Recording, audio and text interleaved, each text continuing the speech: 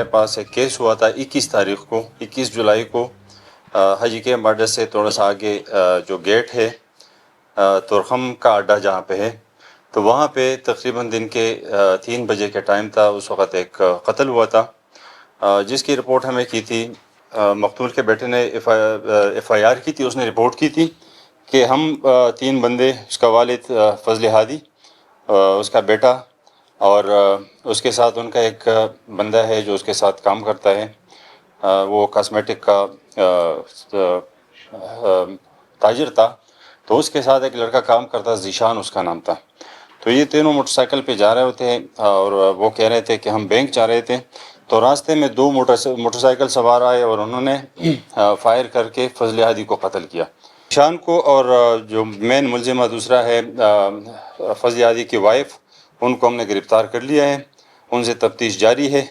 تفتیش کے دوران یہ بھی پتہ چلا کہ کچھ سال یا 1.5 سال قبل انہوں نے یہ بھی کوشش کی تھی کہ فضل ہادی کو وہ فائزہ اس کو زہر دے گی اور اس کے ذریعے اس کو قتل کرے گی، لیکن اس ٹائم اس کو شاید موقع نہیں ملا تھا اور اس ٹائم وہ بچ گیا تھا.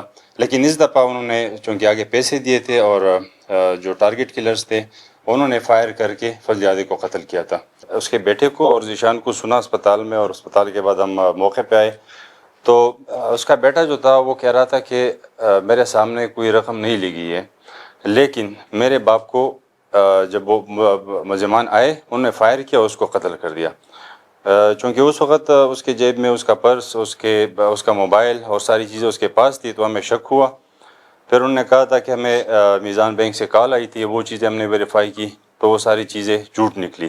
تو ہم نے اس کے بعد اس پہ ذیشان پہ ہمیں شک ہوا اور ہم نے اس کو انٹروگیٹ کرنا شروع کیا. پیسے جو ہے وہ ذیشان کے تھرو اجرت جو 2 لڑکے ہیں ان کو دیے گئے تھے 2 لاکھ روپے، اور اس پہ ہم کام کر رہے ہیں کیونکہ ابھی وہ گرفتار نہیں ہے تو ان کے نام بتانا قبل از وقت ہوگا. تو بہت جلد انشاءاللہ وہ گرفتار ہو جائیں گے. خاتون تو میرے خیال سے ملازمہ نہیں ہے، پارلر میں کام کرتی ہے ان کا اپنے، چونکہ یہ فضل ہادی بھی کاسمیٹکس کا کام کرتا تھا، سپلائی کا کام کرتا تھا، اور یہ ذیشان لڑکا ان کے ساتھ تقریباً پچھلے 14-15 سال سے ان کے ساتھ کاروبار میں کام کرتا تھا.